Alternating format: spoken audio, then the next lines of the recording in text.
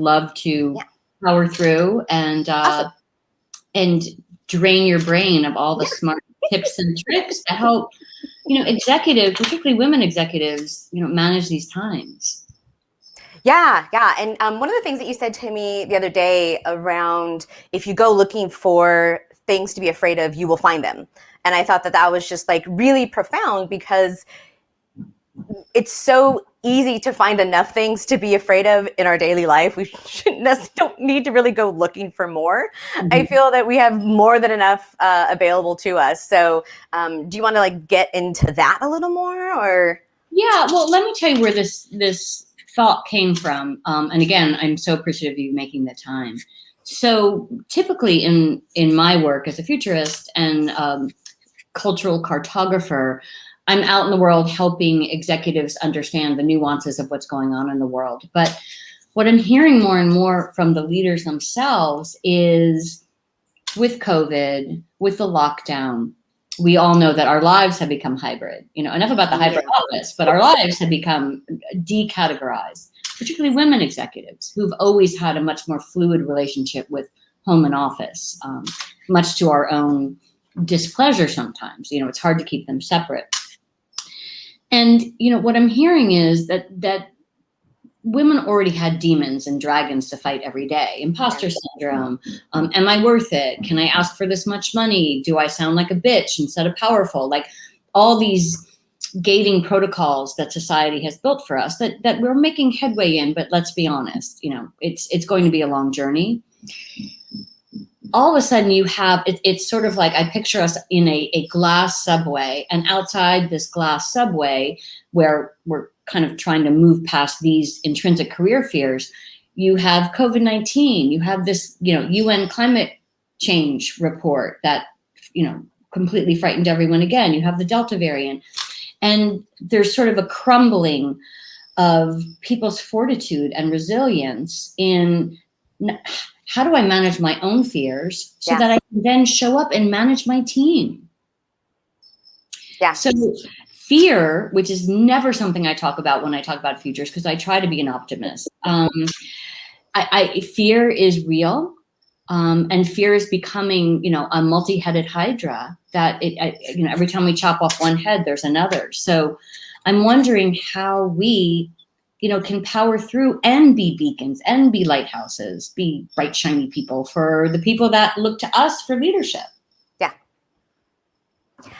I think it's important to also remember that even though right now during the pandemic, things are at an unusual level of heightenedness, and we're dealing with things that are new to our repertoire as leaders and as professionals, and as humans. I know this is my first pandemic, so right, it's a lot of stuff going on, but the things that we are experiencing in terms of how our body's going to react to things that we're afraid of, that's not going to change. So, after the pandemic, once we are on the other side of this, we're still going to be human. Like, we're still going to have these same things, but that's just the way it is. So if we can start to think about ways to really navigate those fear experiences right now, that is going to make us so much more like stronger and involved for our teams after, because bravery is really, it's a muscle. And the more that we use it, the stronger it gets. But on the flip side, it also can get really fatigued. And having those tiny things every day, all the time is really good. But having too many reps, just like, doing 25 squats a day is great. It's going to help you build muscle.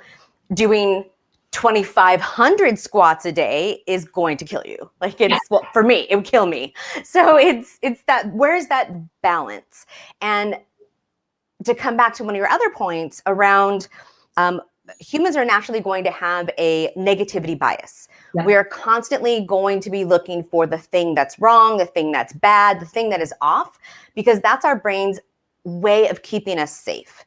So that if, oh, look, everything looks happy and pretty, nothing's trying to kill me. Okay, I'm just going to go take a nap. Oh, wait, something's dangerous.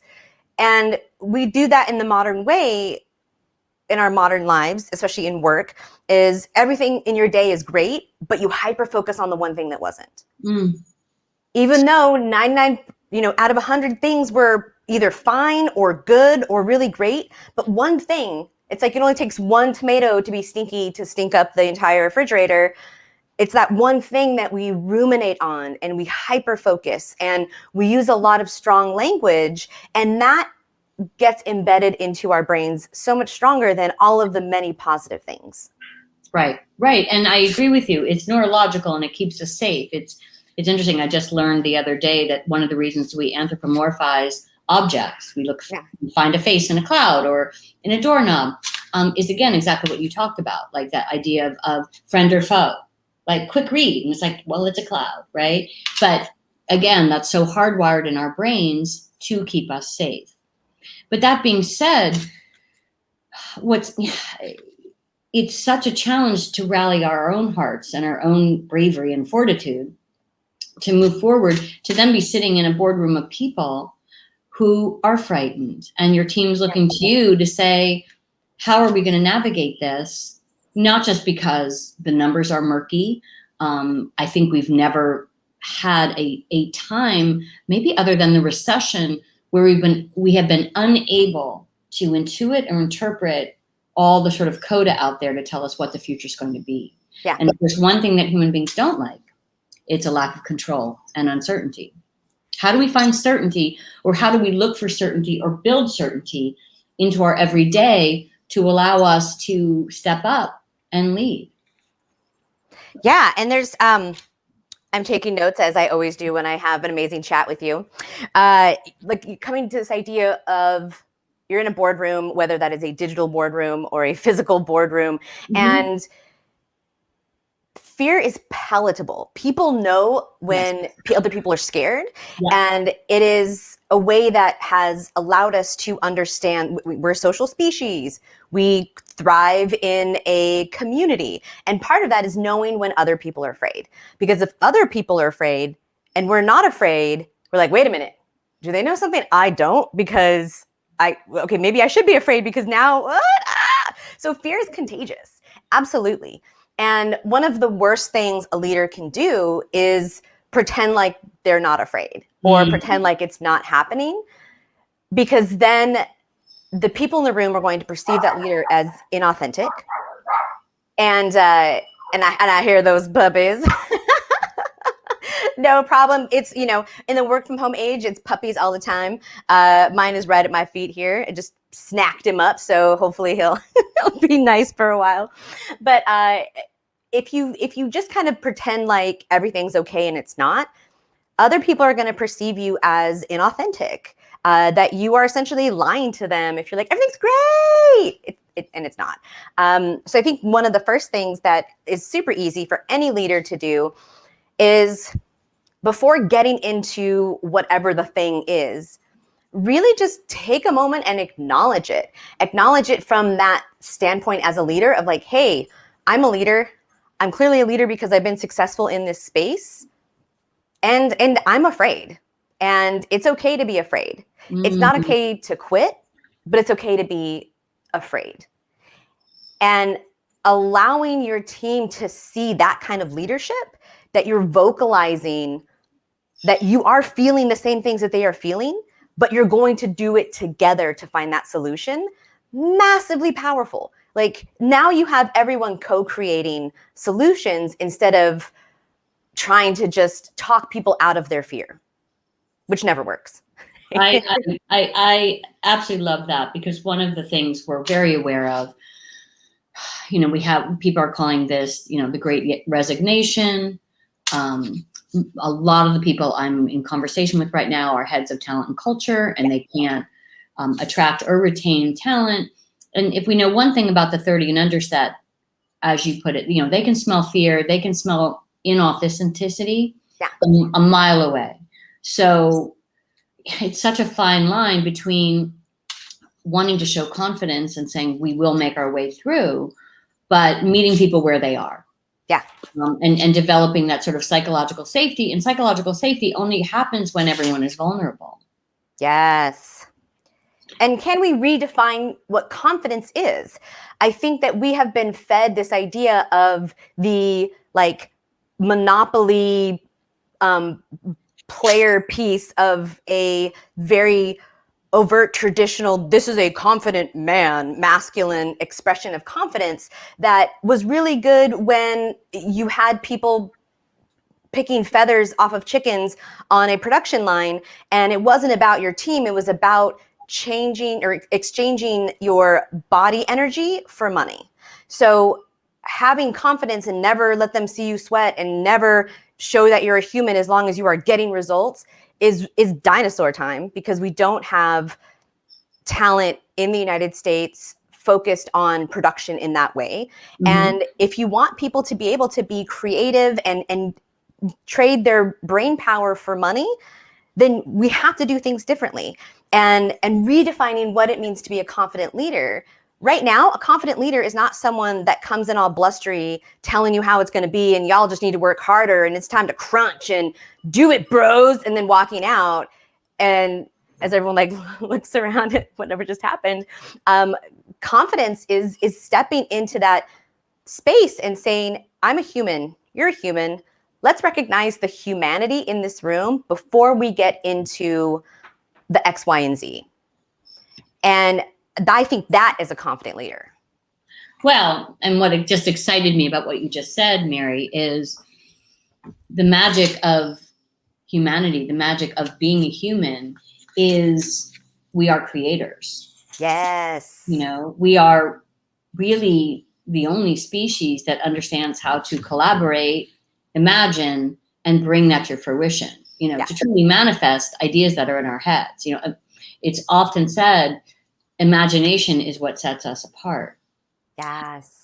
So I like this idea of even an exercise where we all work together in sort of an anagram fashion to talk about what makes humans amazing and how do humans get through these sort of dark nights. Yeah. But, and I sound like Nancy Naysayer, and I'm not that way, but, you know, one of the questions that keeps coming up when I run my workshops right now is this concept of the tools I've used in the past, like everything is figure outable. I've managed big problems in the past and it always works. And I just go back and look at, you know, what worked there. We are living through extraordinary times.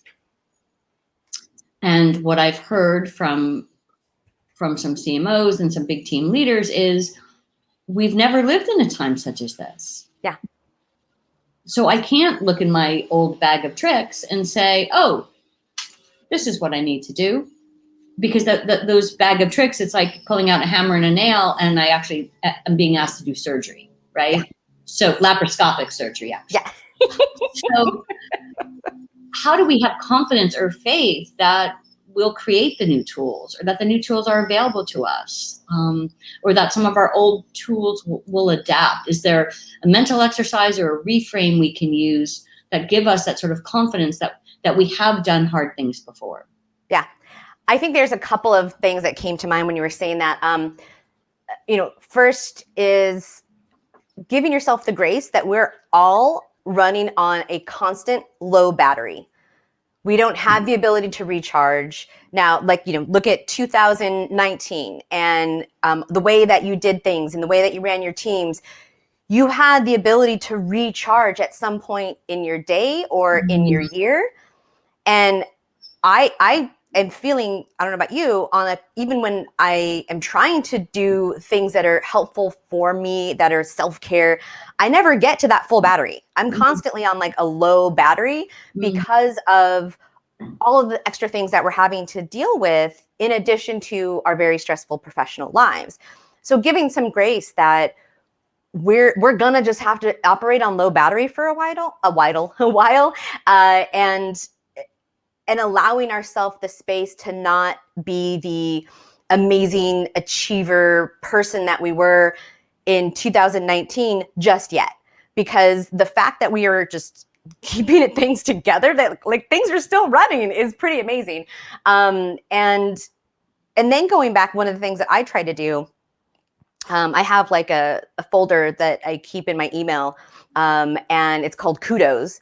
And anytime, someone sends me something that's positive in an email, I pop it into there.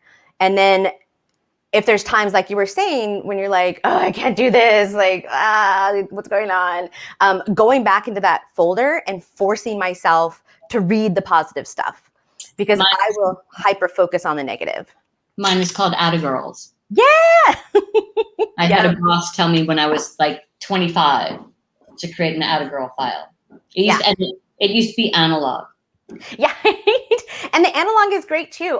One of the things that I use, at my house is I have stickies literally on the wall.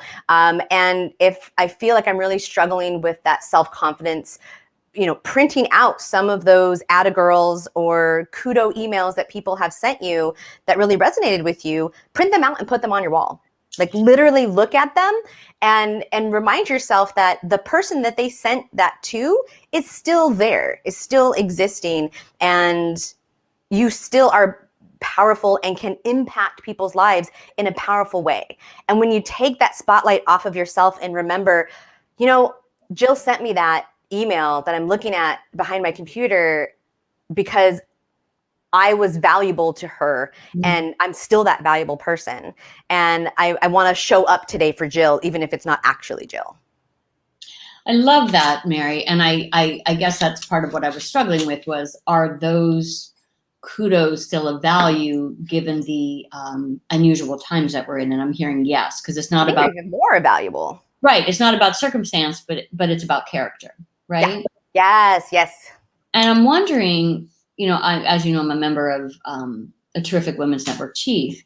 And I also have found over the past several months, when I get drained, I like the way you talked about a battery drain, there are people I will reach out to and literally say, I need a 15-minute sort of booster shot of I'm a badass. Yeah. Are you good? Yeah. Is there incremental value in having someone do it like in the here and now, like to have that sort of little brain trust of people who can support you? I think so. I think, anytime that you have a circle of supportive people, you will always be more successful. This is why a lot of CEOs and senior executives find themselves really lonely, because they're struggling with things that they can't share with their team per se, depending on what it is. They don't want to share it with their spouse because of whatever reasons, but finding that circle of people that also struggle with being a senior executive can be really cathartic, because it's people that understand in a visceral way the things that you are having to navigate. And I think having people in that same space is so important, because you can have friends that are like, you're amazing. And you need those cheerleaders. I call them my cheerleaders, right? That no matter what you do, they're going to say is amazing, which is great. But then you also need people that deeply understand the struggles that you're having to go through and can give you that validation that you're going in the right direction and you're going to make it. And I think having those circles, and it kind of sounds like Chief is one of those ways to help bring people together around that kind of similar space, is so essential, because so much of what we're dealing with right now is about perception. And reality is how we make it, and not to be like, oh, look, it's not real problems, but how we perceive those problems is the difference of our ability to solve them versus not. Because if we perceive that we can't solve it, then we're definitely not going to solve it. Like we've already ended things before we even tried, and that is that personal grit and perseverance that I feel has been drained as well. Like my grit and perseverance levels are pretty low after the last, I don't know, it felt like the last 20 years of this pandemic. That it's and finding ways, right? I know, and finding ways to bring those levels back up. And it may be reaching out to people, and it may be being of service. That's something that's outside of your professional realm. One of the ways that really downregulates our amygdala response is being of service to something greater than yourself, because it lets our brain relax and stop focusing on the internal dialogue. And we're actively contributing to the greater good. And there's evolutionary adaptations around this, because being a social species, meaning there is a motivation to contribute to the greater good, because then our species survives. So it can be really relaxing to contribute to something that you care about outside of yourself or outside of your family or outside of your company. That actually can be a form of self-care. I love that, Mary. And you're inspiring me. I'm thinking of, there was a podcast I listened to the other day where, to your point about this, ever going brain drain, part of the reason we feel as drained as we do is the booster shots of joy. I know for you loved going to live events, right? You love live theater or live music. Yes. For me, it leans a little bit more on like art and going to a brand new art installation or an art opening, going to the theater to see a drama. So when those things that lit up my life and inspired me and made me more creative and more excited about life were kind of taken away from me, I didn't fill them with anything else. Yeah. Right? And so I'm wondering, as we go into Delta variant 7.0, you're inspiring me to kind of think, okay, if my joy boosters are art installations, as much as I've been fighting it, maybe I do log on to the Met for that 1 hour, docent-led tour that they were going to give of, the latest thing, which I fought against because I thought, no, I am waiting on going in person. But then I'm denying myself, it might be mitigated to a certain point, but I'm denying myself something that always provided me with inspiration and excitement about being alive. Yeah. So I'm wondering if creating this sort of their service, but feeding those joys that we keep delaying because it's like, well, that's going to happen. Yeah. That's going to happen. Unless you live in Florida and you're fine. Yeah. But that's going to happen. That's going to happen. I will, see the opera again or whatever. Maybe buying into these temporary options that will feed us on some level. Yeah, and I think it's a great point to bring back to like senior leaders and people trying to build culture in a time when it's not safe for everyone to come and do the traditional things of, okay, let's all go down to the pub and, get some drinks together after work on Thursday, or fill in the blank things that would allow people to have more of like a natural bonding space. Yeah. And I think a lot of companies have done exactly what you were doing with how you rejuvenated yourself, and you're putting that off. A lot of companies have neglected that team building, team bonding. And a lot of what we're seeing in the, like great resignation, there's many, many different reasons, obviously. But one of those is that people don't feel a part of anything bigger anymore.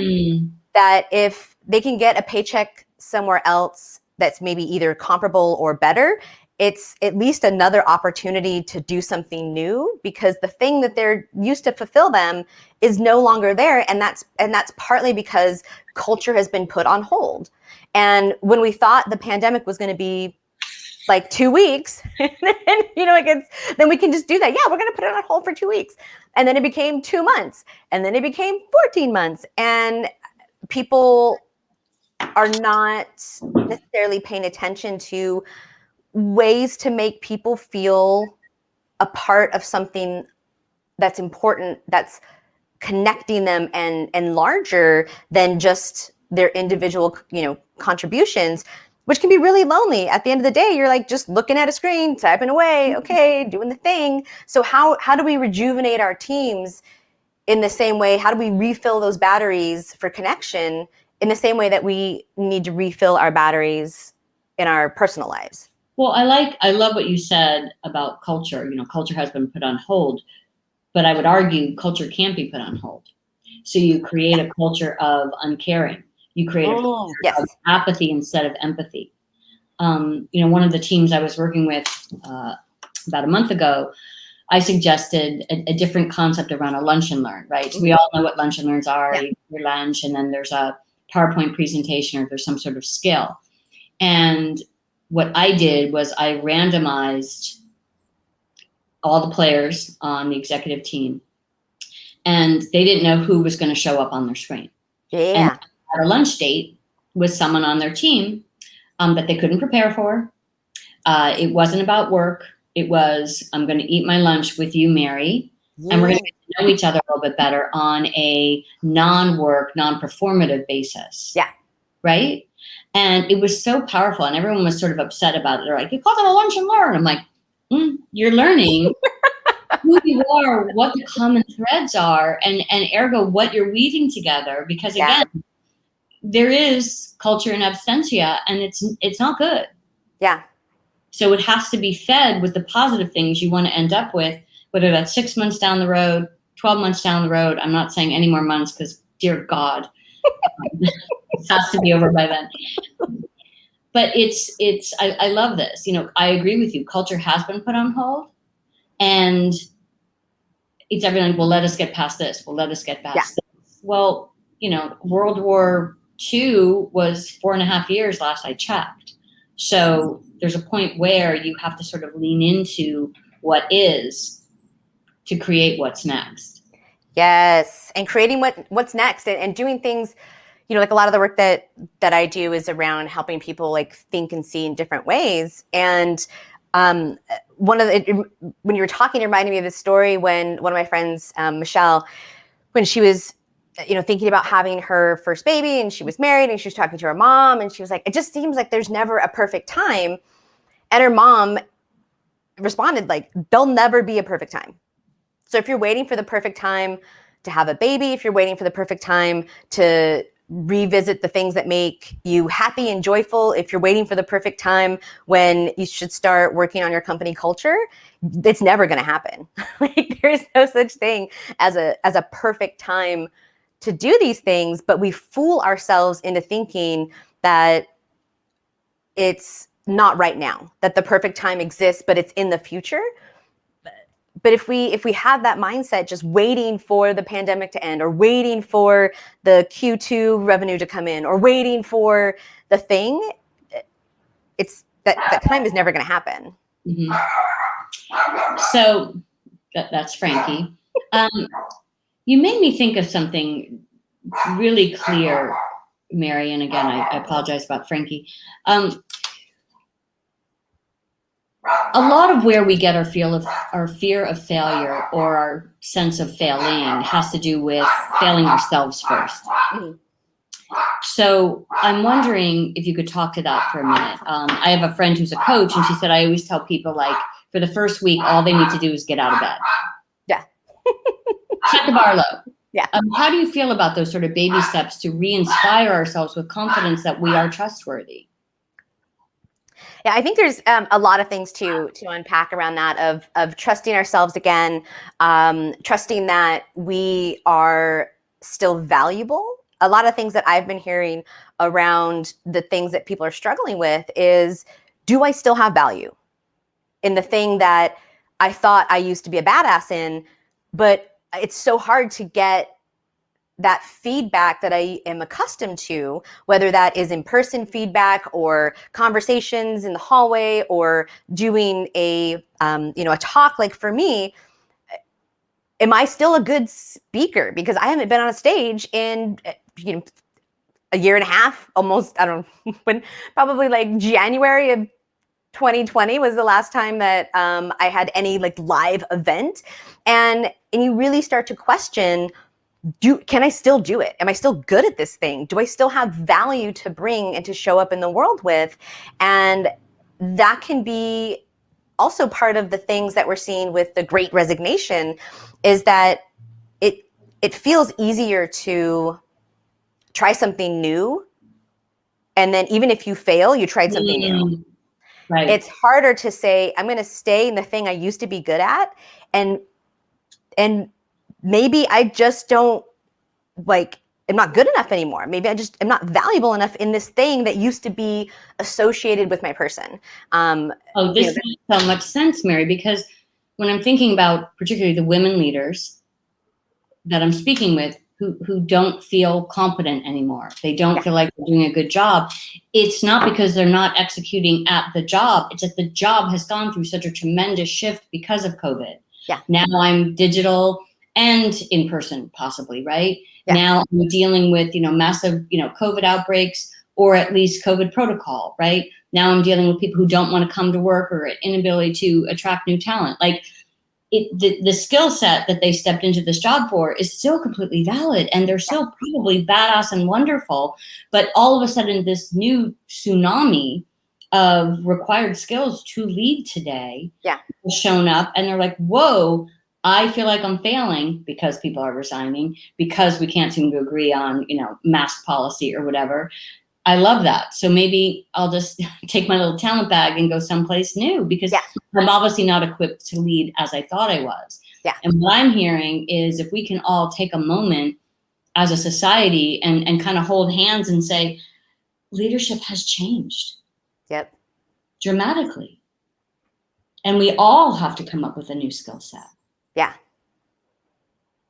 That's a really big thought.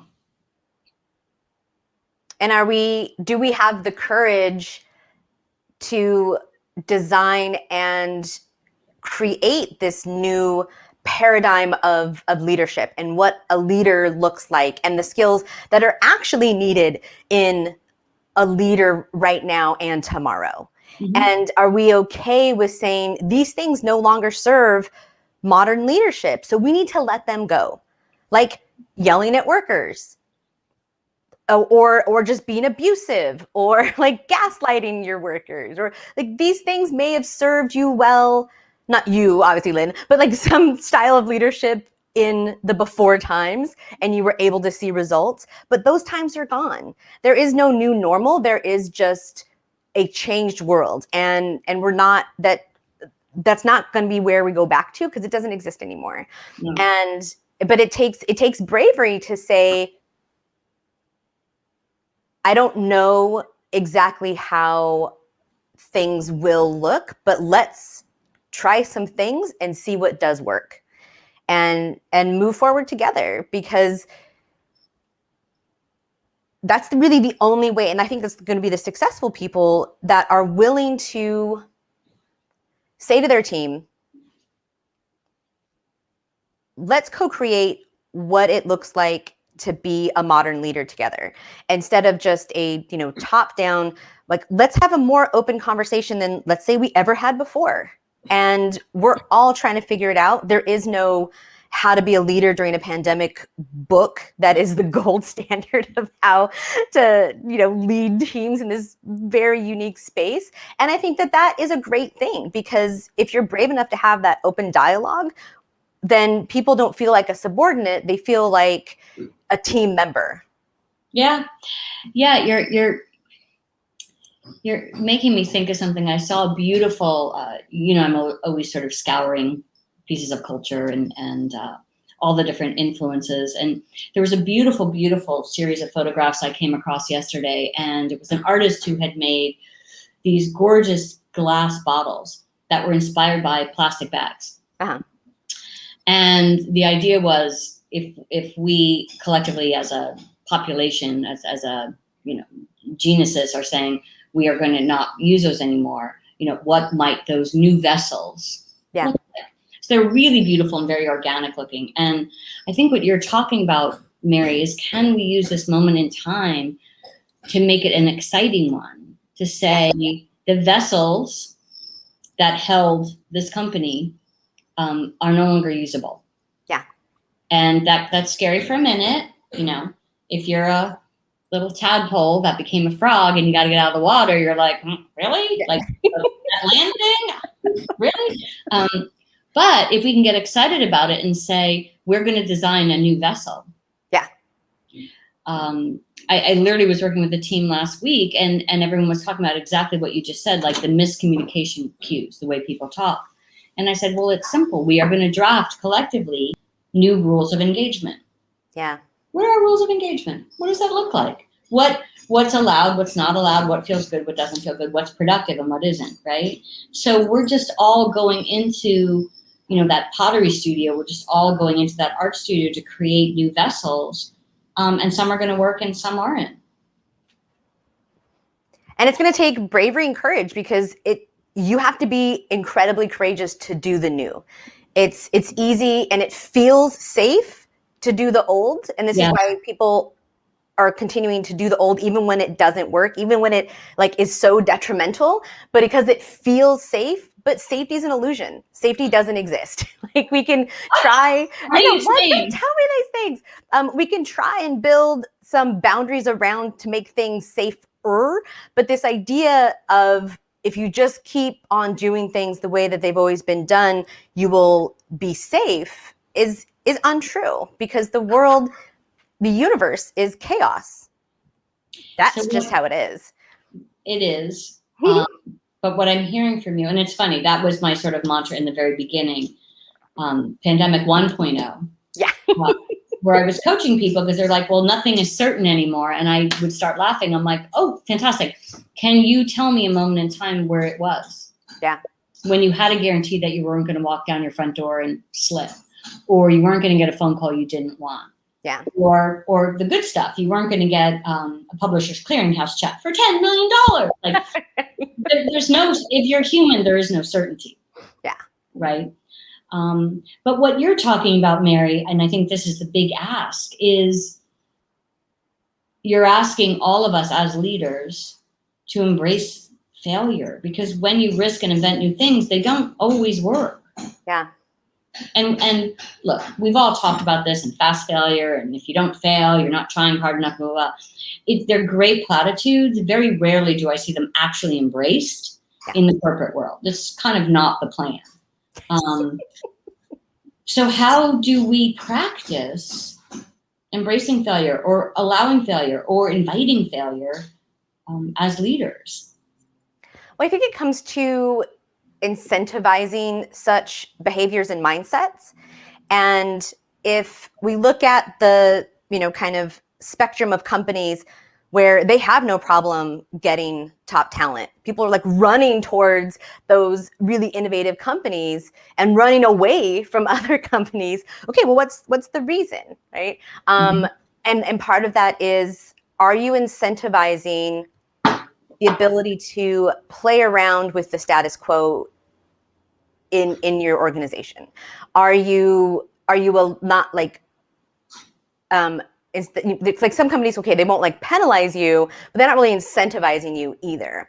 So what, like in the kind of lab setting, in an experimental setting, what kind of ways are you communicating with employees very deliberately that they have the ability to build and play and experiment? Are you creating distinct times where you are going to do a session and bring in one thing that's not working and use a lot of the tools that you and I teach within our workshops to very distinctly say, this time is for us to play around with new solutions. And you have permission to play around with those new solutions. Everyone's voice in this room has equal value, and we're going to be very deliberate on making sure that everyone is supported and heard, and that we are being very deliberate about this process. And I think a space where companies fall short is they'll, maybe a senior leader will say that in all hands, and that's where it stops. There's not any time carved out. There's not any resources contributed to it. There's not any incentive to have this cool solution. And so it kind of just like, yay, and then it falls short because nothing's actually being done to move that forward. You're making me think that there should be like a hall of failures, not just a hall of fame, right? Like, I tried, here's the thing that didn't work, but damn it, I tried. Because we all have those initiatives that we championed in our history that didn't work for whatever reason, but we were passionate and we believed in them. And I'm hearing sort of to be as proud of those times where you went out on a ledge, as opposed to when you played sort of safely within the lines. I mean, if we were to talk about 2021, 2020, 2021, possibly 2022, that whole idea of coloring within the lines, there are no lines. Yeah. There are no lines. And what I'm hoping, what we saw after the recession, which was so interesting, I did a very in-depth study that was commissioned by a big PR company. And what we found was what really pulled us out of the recession, ultimately, were the creatives. We're the creative people who always exist as if there's nothing to lose, always follow their passions, and always see possibility. I mean, innovation is the most succinct form of optimism. Yeah. I'm looking at the future. So our ability to create is maybe most critical right now. And yet, I keep going back to what you said about our batteries, it's probably the most damaged. Oh, yeah. No, absolutely. And part of that is because when we are in a fear response, our prefrontal cortex, the part of the brain that's sitting right at the front, that is going to be essential and required for us to be creative, to be innovative, that just goes offline. And so we have to deal with our perception of our fear responses first before our brain will literally allow us to be creative. And coming back to what we talked about at the top of the hour of we're not doing enough actively or proactively to help our brain navigate this incredibly stressful time in a way that will allow us to give tools that will serve us for the rest of our lives. Right. And part of that is that we were never taught how to do these things. Right. Had a hard, stressful day at work, go pound some pints at the pub. That's a lot of P's. And so we weren't— I love alliteration. You're fine. Right? You're welcome. And we weren't given tools to help us learn how to better exist with our brains and with the evolution that allowed us to successfully get to this point.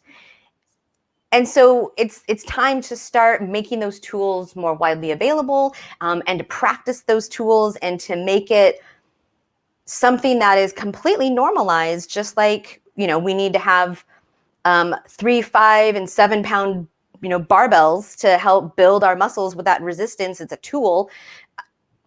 We need to be able to normalize the use of tools to strengthen our bravery, the tools to strengthen our courage, so that we can be even stronger than we were before everything changed. And to put a button on it, to lead with authenticity and compassion. Mm-hmm. Because we can't teach what we don't know. Yes. Yeah. Right? And when you're sitting in a boardroom with people and they're all looking at you like, what do we do next?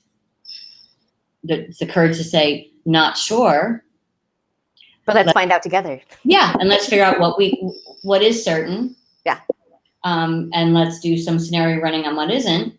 And then let's just do the crazy blue sky innovative stuff, assuming none of this is true. Yeah. But having the courage to make it messy, to make it less than perfect. And again, as women leaders, I think we always feel like we have to have a very tidy bow on everything that we do, to dare to be wrong. Yeah. Because perfectionism is a trauma response. It's our desire to feel like we're constantly hustling for our worth, because especially as women, we have grown up and existed in a society that tells us that we will never be good enough.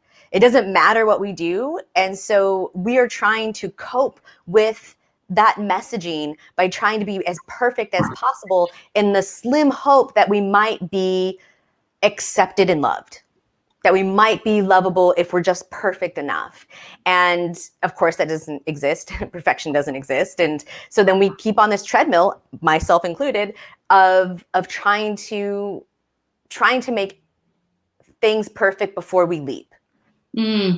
And coming back to that, there'll never be a perfect time. Right. And I think women struggle with this more, if we're going to just obviously very generalize, of before we head out on the trail to this new adventure, to this new place, we want to make sure absolutely everything is triple checked. We have all of the snacks from REI. We have all the best gear.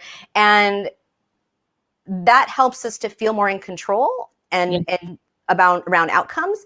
But it doesn't really get us the things that we want, because those things are down the road. Those things are on the other side of the hill. And the more that we spend an overt amount trying to prepare for every possible scenario, we're losing daylight and we're not getting to that other side of the hill. Right. We're not getting to the top of the mountain because you got to do it in the daylight. Yep. Wow. I have taken so many notes. So Mary, I know that you do these sort of workshops, and I'm assuming you're doing them digitally at this point. Yeah, everyone's still doing the digital. The things that I really enjoy, where I will, like literally ship people the metaphorical like pieces that are used in the Lego Serious Play that I would normally just bring with me. But having that tangible type of thing, I think, is really powerful for getting into the things that we were talking about today of ideation and innovation, and even just trying to get through your own personal kind of roadblocks and barriers around the things that aren't working. Can be really powerful in this time that we're also starved for connection in a different way that's not just staring at a screen and not doing anything else, or just the tactile doing this and nothing else. So, but yeah, and it's you as well doing the unique things that you do with your workshops, and how that's really changed, I'm sure, for you, of what kind of things you ask people to bring to the table, right? You're like, hey, everyone, you're gonna need 17 colors of Post-it notes. Well, what's changed the most is the ask. It used to be big ideas and trends and innovation, and what seems to be happening now is, how do we collaborate? Yeah. How do we become a culture again? How do we develop empathy? And that's been a fascinating shift to me. So I try and do a little bit of both, but there's really this fear that the ability to get through this collectively and as a group, and to lead again, authentically, and not just with bravery, but with enthusiasm. Like, Mm-hmm. I almost want to say bravado, because it's Yeah. like, that sort of audacity, which we love in a charismatic leader. People are concerned about turning that on at a time such as this. Yeah. And it can be fake if you don't really feel it, right? It can come off as inauthentic if you're just forcing yourself to be that way, if you truly aren't feeling that. And I think that comes back to, how are you refueling your tanks before you step into your professional life, and continuing to try to find ways that you can do right now, that maybe don't make sense after things return to all access open, but finding that connection and finding any way to refuel that tank will allow you to bring that audacity and energy to your leadership roles. Because if you're coming in with low battery, there's only so much any human can possibly share. And also just really being honest of, hey, I'm not in that space right now. So instead of faking it and lying to y'all, I'm just going to share that I'm not there, but I will be again. And if, but let's move through this and connect in other ways that don't necessarily require me to be the razzle dazzle show person. And I get that, because that's my personality. I was going to say, right? I was going to say, poster child of the razzle dazzle. Right. So to sort of wrap this up, what I'm hearing is bravery, and in particular, I think, for female leaders who've had to be brave about so much before this, right? Yeah. It's like, step one, go back and look at those proof points that you do deserve to be here, that you have done all the work necessary to arrive at this pinnacle or this place, right? And that's your Attagirl file, your kudos, wherever you have those sort of pieces of praise. I mean, look at your LinkedIn profile and look at the people who said they're the best, whatever you need to do, right? Second is establishing or relying on a brain trust of people who not necessarily are your besties, but are people who've worked with you in a professional capacity, or are associates of you, peers of you, who are willing to hear you, and either just concur, Yeah. or give you thoughts of how they're managing, because we're all in the same boat, right? Yeah. So that's sort of part 2. And then part 3 is understanding that right now, leadership is not about perfectionism or having all the answers. It's really about authenticity and sort of a willingness to risk take, and acknowledge the real dragons, not the false ones, but acknowledge the real dragons, and create despite them. Mm-hmm. Does that sound right? Yeah, absolutely. And to model that internal strength that we all have, that we have endured so much that it's already there, and really being honest with your coworkers and your team around these different things that everyone is dealing with, and not feeling like you have to have this super shiny glitter mask of perfection, and that people will be more connected to you as a leader and as a coworker if you are able to have those conversations that aren't around sparkly, happy pony rainbow town. And for me, that's another hard lesson of, I know you were like joking about, you did some bring your authentic self to work. And then, we've kind of like, wait, too authentic. Please put on a shirt. It's, something, but I think it's good to find where that set point is, right? We're going to go too far in directions, but finding that balance point. Mary, I've been doing deep ethnographic work around the world for over 20 years. And if there's one thing I know, it's we're all connected by scar tissue. Scar tissue is what connects us, right? That's that connective tissue. It's not the glitter. It's not the happy pony world, which, I do try to live in. It is our scar tissue. And I often think in my head about the Thomas Crown affair, as we all do. That scene with Pierce Brosnan and Rene Russo, where she's showing her bullet wound and her knife wound, and they're like, it's almost competitive. But when we can do that, when we can share our wounds, not as victims, right, but as sort of empowered thrivers, no matter what life throws at us, it reminds us that we have gone through really difficult times, and that we will surmount these. Absolutely. Well, on that powerful note, thank you so much, Lynn. I can't wait to do this with you again soon. And this was really powerful. So thank you. I learned so much. Thank you. This was fantastic. All right. Until next time. Yes. Bye.